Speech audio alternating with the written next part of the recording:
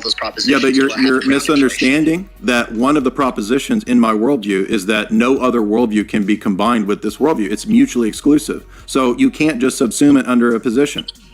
And that would be true under trivialism as well. So all of those. No, it wouldn't. It would be contradictory.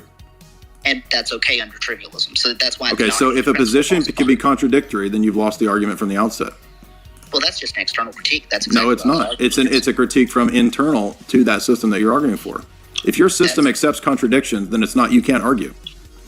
I don't think you understand. I do understand it, and what you're saying is retarded. That's just an external critique, but okay. It's not an external critique because it's a critique from what you said the system is. How is that an external critique when it's from what you're saying that you can contradict within your arguments, right? Within your worldview. This is what you have to resort to. This is what the atheist has to resort to. I can come up with this non-existent hypothetical thing that doesn't do any grounding, and it allows for contradictions, but it's unfalsifiable.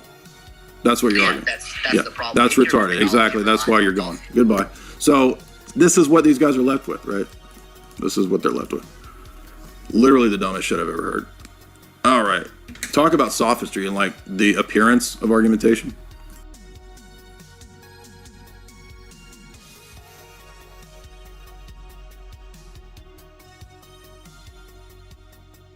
So my critique, I've got a critique of the presuppositional methodology I'm curious to hear your response to. Okay.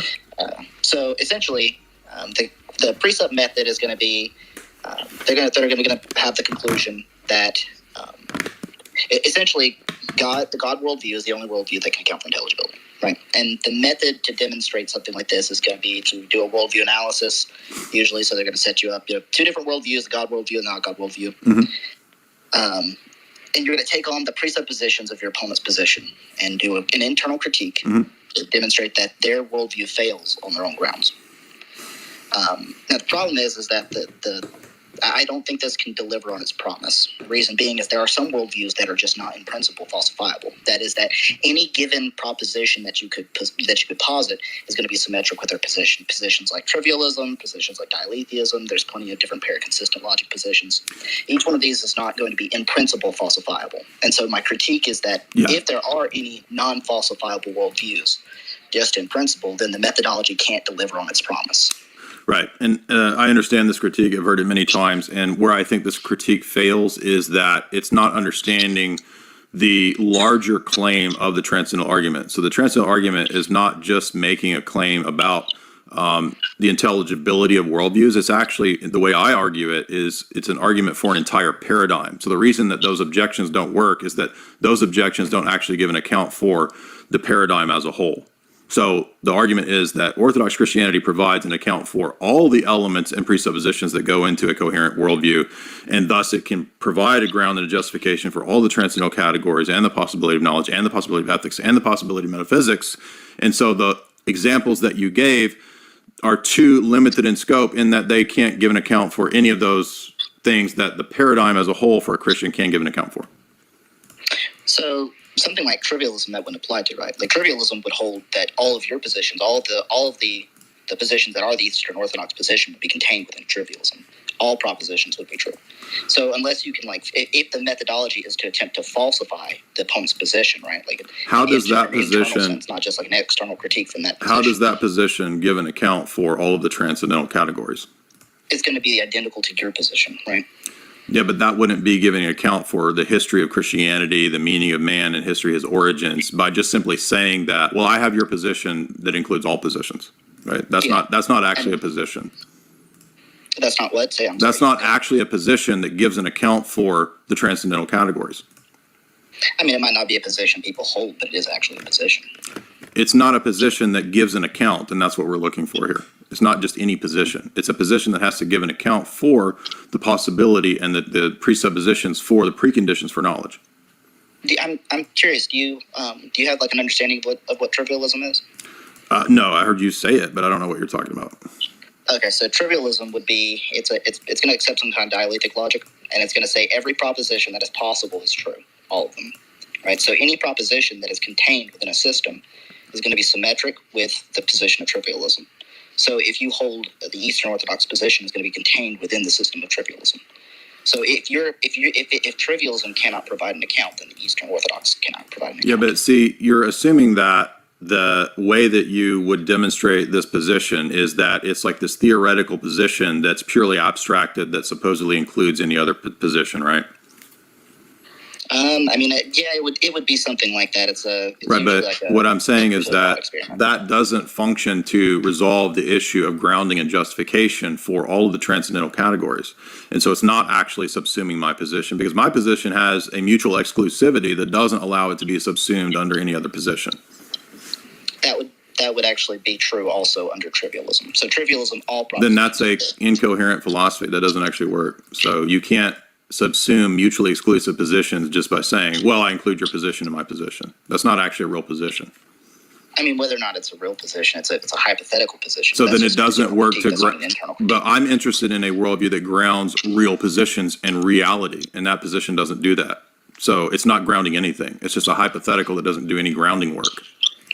It would do the same grounding work that your position would do. If your position no, it doesn't, because my position is mutually exclusive to that position that's not a real position. Your position doesn't have anything.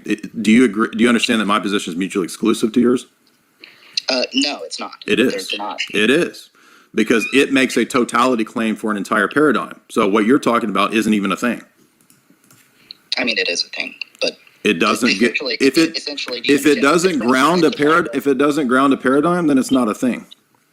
Imagine I took all the propositions that you hold, all of them. You are thinking of a position as if it can be a purely hypothetical, and I'm asking for a grounding of things like history, meaningful history, of ethics in reality. So your position, by definition, cannot do that. So it's not actually a thing. Well, then you would have to hold also that your position can't do that if that follows, right? Like that, if no, my position is an argument about reality and history. Do you understand what I'm saying? That it's a paradigm level argument, and you're trying to say I'm going to avoid that critique by acting like there's a hypothetical that avoids paradigm level argumentation. Yeah, I don't think you're responding to the position, if I'm honest. I'm sorry that you think that, but I am responding to it. Can you maybe give me an idea of, like, repeat back to me what you think the position I'm talking about is? Like, you're saying that you can create a hypothetical that is unfalsifiable by subsuming my position under this hypothetical position, and I'm saying that this has the appearance of argument, but it doesn't actually work, because what I'm asking for grounding and justification is not a mere hypothetical. A hypothetical can be useful in an argument, such as possible world arguments, right? But possible world arguments can't function as justification and grounding. So think about it like this. Maybe I can, because I still don't think you're responding to it, but I'll try again really quickly. So if I take all the propositions you hold to be true, and I hold all those propositions... Yeah, but you're misunderstanding that one of the propositions in my worldview is that no other worldview can be combined with this worldview. It's mutually exclusive. So you can't just subsume it under a position. And that would be true under trivialism as well. So all of those... No, it wouldn't. It would be contradictory. And that's okay under trivialism. So that's why... Okay, so if a position can be contradictory, then you've lost the argument from the outset. Well, that's just an external critique. That's exactly no, it's not. It's a critique from internal to that system that you're arguing for. If your system accepts contradictions, then it's not. You can't argue. I don't think you understand. I do understand it, and what you're saying is retarded. That's just an external critique, but okay. It's not an external critique, because it's a critique from what you said the system is. How is it an external critique when it's from what you're saying that you can contradict within your arguments, right? Within your worldview. This is what you have to resort to. This is what the atheist has to resort to. I can come up with this non-existent hypothetical thing that doesn't do any grounding, and it allows for contradictions, but it's unfalsifiable. That's what you're arguing. That's the problem. That's retarded. Exactly. That's why you're gone. Goodbye. So this is what these guys are left with, right? This is what they're left with. Literally the dumbest shit I've ever heard. All right. Talk about sophistry and like the appearance of argumentation. I mean, how does he think that grounds anything? Because it has every proposition of your worldview. No, my worldview is not a set of propositions. It's also a view of worldviews as a whole. It's just endless sophistry. Hey Jay, yeah, I'm here. It's been a while. I've been waiting a while. Yeah, I'll just tell you straight up that I potentially have a gotcha question. I'm not going to be coy about it. Like you expressed that you're unhappy. I appreciate that much more than the. I mean, that's all this is, right? It's just like, hey, what's your answer to this, right? So well, it's an open forum, yeah. So go for it. So just actually, I don't even know if you for sure hold this position. So depending on your position, but I've talked to several presuppositionalists recently, and they all hold to the idea that in order to have intelligibility, God, not necessarily the Christian God, just any concept of God, must have the quality of being always truth revealing. Is that something that you hold to? Well, first, I would say I don't believe that there's a generic concept of God because the word God is not a rigid designator, doesn't pick out any specific deity, and is used for all kinds of different things. So the word God itself doesn't really tell us much outside of the rest of the system that we're talking about. But I would say that for us, yes, God's own character kind of dictates that he's not going to do evil. Paul says it's impossible for God to to lie or to do evil. Right. So just to be clear, I mean, you're saying that because there seems to be confusion when I ask people this. The particular attribute of being always truth revealing, without that, intelligibility would be logically impossible. Is that correct?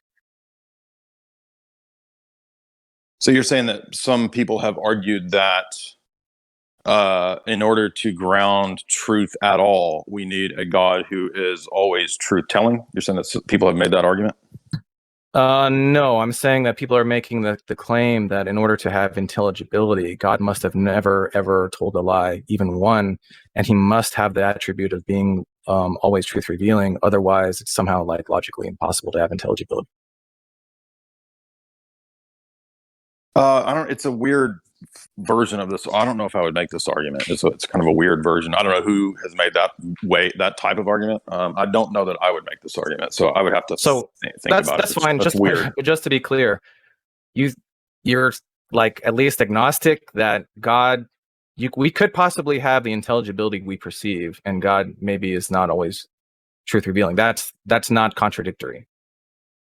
Well, I think God is always truth revealing, and I think that ultimately I would ground truth in God. But it's just a weird, maybe not the best way to make this argument, to say that all knowledge is predicated on God being truth revealing. But maybe in a roundabout way, I would make that argument. Well, if you read not knowledge, intelligibility. So like the ability to interpret or understand. I know what intelligibility. I mean, it's the two are related. So I'm just intending to express the same idea. So.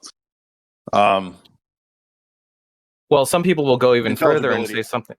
Some people go even further to say, to make an argument that they know that God is always truth revealing because we have intelligibility. I would say that maybe ultimately that's true. It's a weird way to say it, but yeah, you could probably make that argument. Yeah, I just don't see why anybody would say that or how they could defend that. Because intelligibility would require a certain type of world and certain preconditions that lead to God. And one of those preconditions is that God is always truth revealing? Yes. Why? I mean, why is that necessary? Because we're grounding truth in the person of God. So we go beyond the Platonic, conceptual ideal justification. We're saying that it's not just ideals in the Platonic realm, it's actually God himself. Because again, truth claims require a certain kind of world. And a certain kind of world where you have objective criteria, where you have truth and falsehood, and thus logical laws and universals. And so to have universals requires a certain kind of world. Yeah. Okay. Let me just give a quick example that I use. So example is that someone is crawling on the sun-scorched sand of the Sahara Desert, dying of dehydration, right? And right before they die, God whispers into their ear. And he says that there's an even number of hydrogen atoms in the universe, as opposed to the truth that there's an odd number, right? Now, instantaneously after he tells that lie, right, like this concept of God, halfway around the world in a diner in New York, a man orders a club sandwich. And now, because God told that lie, the waitress can't understand what he's saying. Does that sound right to you? Well, the analogy is false because it's predicated on a world in which God does lie. And our argument is that God doesn't lie. So, I mean, I'm fine with thought experiments, but it's a thought experiment that's not applicable to I understand that your position is that the Christian God does not lie, but I'm asking what for a consensual analysis of, like, I'm asking basically for the contradiction where God tells that one lie in that situation, and now the waitress can no longer understand what he's because saying. you're Why not is that the understanding case? that the argument is about the comparison of systems at the paradigm level. It's not about giving a thought experiment example where you could think of a defeater. Well, it is, because you said that the tag argument is used to compare worldviews. What did I just say at the beginning? It's not a possible example in our system. So it'd be like saying, what if there's a world where God doesn't exist? Right. This is like JF's example that he gave when I debated JF. He's like, okay, well, about a world where God doesn't exist. See, I came up with a defeater.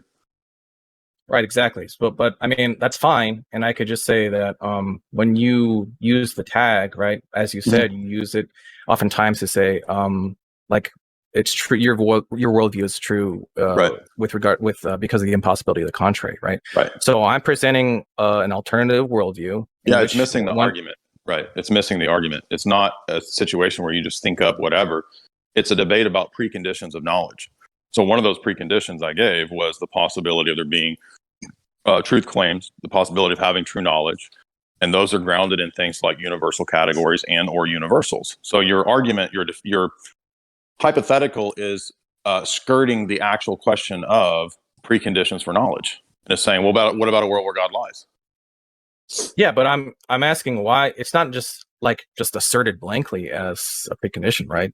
You think that there is a logical impossibility. You say, yes, my view is true due to the impossibility of the contrary. Correct. You bring your worldview to the table, and I'm going to show you the contradiction. Yeah, you're not giving an actual worldview. You're giving a hypothetical system or example that's impossible in our worldview. So, in other words, if you're going to critique my worldview, it's got to be a critique of what's in my worldview. Look, I'm asking you to just simply critique or give an explanation of what the contradiction is between a God lying one time and the waitress not understanding an order for a club sandwich. Well, because it would be a defeater for multiple of his attributes, and therefore there would no longer be a possibility of grounding truth propositions and universals. So it's just going to seem like it reduces to, like, when you say something like, if God is not always truth revealing, then you can't have intelligibility. That's equivalent to something like, if God is not jealous, then you can't have intelligibility. It's just going to reduce to, like, you can't have intelligibility because that's not God. That's not a quality of God. It's not. No, you're missing that the argument is about grounding preconditions. Do you understand that or not? Kind of. Okay, what do you think I mean by that? I'm not trying to put you on the spot. I'm just trying to make sure that you understand the flow of the argument. Well, you're saying that you need to have God in order to even have knowledge, and these other preconditions. Okay, so what are preconditions of knowledge? Well, one of them is always being truth revealing. This is what we're discussing, right? Okay, but there's a whole bunch of them. So the point is that anything that you say, anybody, presupposes a kind of world. You follow me there or not? Okay. So in a world where God lies and tells the truth, there's no longer any clear criteria of truth, not just arbitrarily, but for grounding the preconditions of truth. So it's not just a question of coming up with a defeater, it's giving an account for the preconditions. So are you just saying something like, if God lied one time, we wouldn't know possibly whether or not he's telling us the truth, and therefore he must always be truth revealing? Again, the argument is about grounding the preconditions for knowledge. That's just an argument from consequence. No, it's not. It's an argument about the preconditions of all truth and all claims and all knowledge. It's much, much stronger than that. It's not an argument from consequence. It's saying that to have knowledge at all requires a certain kind of world. Do you understand that? A certain kind of metaphysics, a certain kind of epistemology, a certain kind of ethics. Yeah, and I'm asking why. Specifically with regards to this one attribute. Because now we lose the possibility of truth values. Yeah, but what's the contradiction, though? You're saying that, like, it can't possibly be the case because otherwise I might be wrong. You're not understanding what I mean by grounding the preconditions. So the preconditions are grounded in God. If God lies, then the preconditions are no longer true. So walk me through how, when God lies about the number of hydrogen atoms in the world, because all truth claims and predicates are grounded in universals. Universals are grounded in God. If you take out God, the universals go. Then goes predication. Is that clear enough? Yeah. I think so, but I mean, let's say that it's possible for God to even lie, but I mean, that wouldn't mean that Okay, he so didn't have again, you're importing stupid ass questions that are not possible in the worldview. Do you not understand why that doesn't work? Well, I don't you were care. just critiquing the view where he told a lie, and then with the ramifications of that. So you're So not do you understand? unable to You're like not. critique this worldview. It's not. It's not an actual worldview. It's a hypothetical situation. Do you know? You don't understand what worldviews are. Worldviews aren't Yeah, a collection hypothetical. of my beliefs and presuppositions, and It's they're not a interlocked. hypothetical that doesn't exist, right? So you're You- asking me to give an account for a hypothetical that in my system is impossible. So you can't import external to my system things that are impossible in my Look, system. I'm just. Well, that's fine. That's fine. I'm just saying that. Look, you said the tag argument is used to compare worldviews. I'm presenting Correct. a worldview in which this God tells a lie, and you're supposed to And tell I me just how told it's. you why it doesn't work 4 times in a row. Do you need me to say it again? Truth claims, any Yeah. truth claim, is grounded in something like, for example, universals. Universals are grounded in God. If God goes, the universals go, and thus the So truth claims go. So again, do you need me to say it the 5th time? now you're doing the external critique. No, this is true for anybody's worldview. Right. So truth in my worldview is just grounded in the same. You God. haven't given a worldview because you haven't said what yours is, right? So the only Well, I'm worldview, agnostic, the but only I one don't really see what that matters. the only one you presented is the hypothetical that's not your actual worldview. You said, "What about one where God lies?" Okay, Well, no, believe I God don't. lies. I don't dismiss this worldview. Okay, I'm giving you an internal critique, and I'm saying that if God lies, then the universals go because they're no longer grounded in a truthful God. And if So you universals can't- go, all knowledge goes. Do you not see this? This is a very simple point. No, I don't. I don't. Yeah, exactly. So now you're able You want to me to explain critique it for this the 6th worldview, time? right? So just Do to be you want clear, me? I'm just to be critiquing it clear, on its now own grounds. now you are critiquing this worldview, which previously you said that on you're its own unable to grounds. do. Right. On its own So grounds. in this worldview, on its own grounds, God lies one time. What's the contradiction with now the waitress So understanding for the of order? 6th time, do you want me to explain it for the 6th time? The 6th time, Yeah. universals underlie all truth claims, all of them, everywhere. God grounds the universals. If God goes, the universals go. If the universals So go, let's say, truth claims yeah, go. the So ground, again, do you need me to explain it the 7th time? a sometimes lying God, in this case just once, Do you know what a grounds all universal truth is? claims, right? Do you know what a universal is? I might not know what you mean Okay, by so it. let's move on because it doesn't matter what I think it is. It's a classic question of philosophy. Good Lord, dude. Hope you got that for your These are recording. like the master sophists. It's like they intentionally. How many do I need to? How about the 8th time? Want me to explain the 8th time? To predicate at all, to say the tree is green, right, requires universals. Now you can deny universals, but then you're in a whole other host of problems. But if we do admit universals, where are they grounded? Well, our system, our argument is that they're grounded in God, in the divine mind. So if God goes and God lies, then there's no longer any grounding for truth at all. And so now there are no truth claims because you can't ground them in anything above individual subjective experiences. I mean, I'm not saying that, I'm not asking you to accept God's existence from that point. I'm just saying that, do you see that that's not a problem in the argument because you're importing a hypothetical that's impossible in our system? It's like saying, oh yeah, well, I can think of a world where God doesn't exist and it's consistent. So refute that. How do you refute that, Theist? Because I just gave you an example where God doesn't exist, or God lies, or there's a computer on Mars that's just self-programming all the robots that planted the humans here, like JF's example. That's a consistent worldview. How do you disprove it, dude? When he's missing the whole point that the question is about giving an account for the things prior to any knowledge claim. So he's just trying to acknowledge claims and saying, see, here's this hypothetical where your objection doesn't apply. And I'm saying you're not responding to the objection because the objection is about preconditions of knowledge, not knowledge claims, preconditions of any knowledge claims. Two different things, but none of these people can figure that out.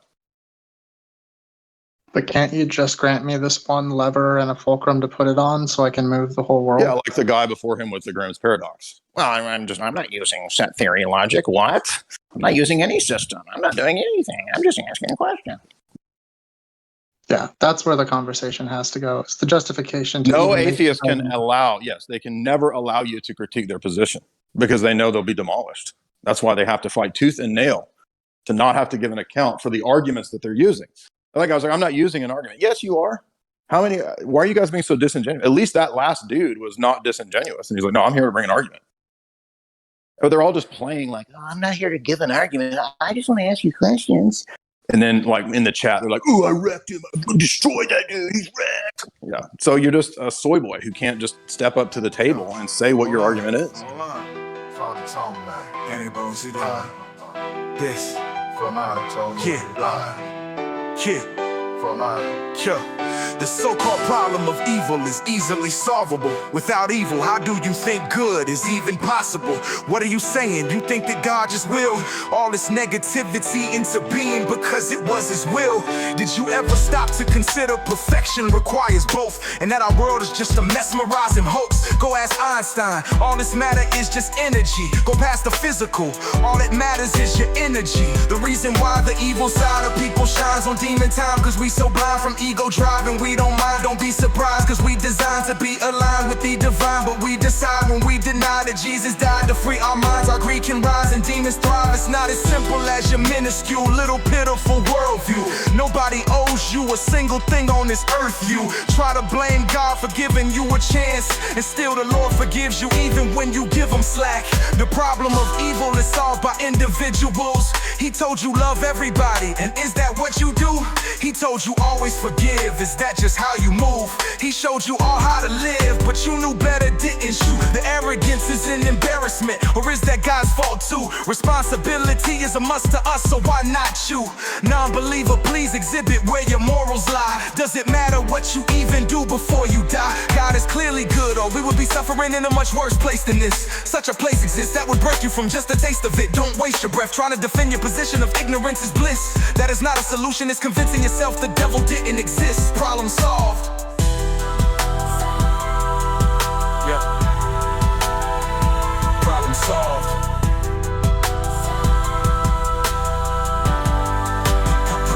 Problem solved.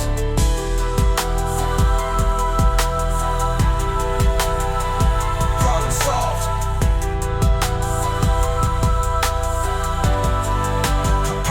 Problem.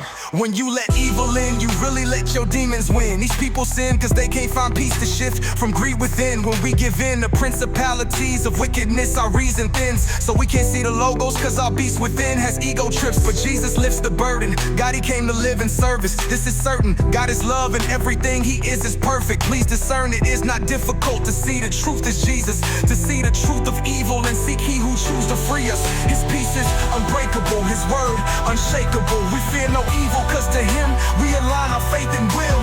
The only way to face the hatred you're adjacent to. We break right through the ancient way with sacred truth. For God to make you do what you would not would be unfair. See, evil is the cost of being free, so we despair. I see it clear, but you don't notice there's a greater plan. See, the hater man can never overtake the great I am.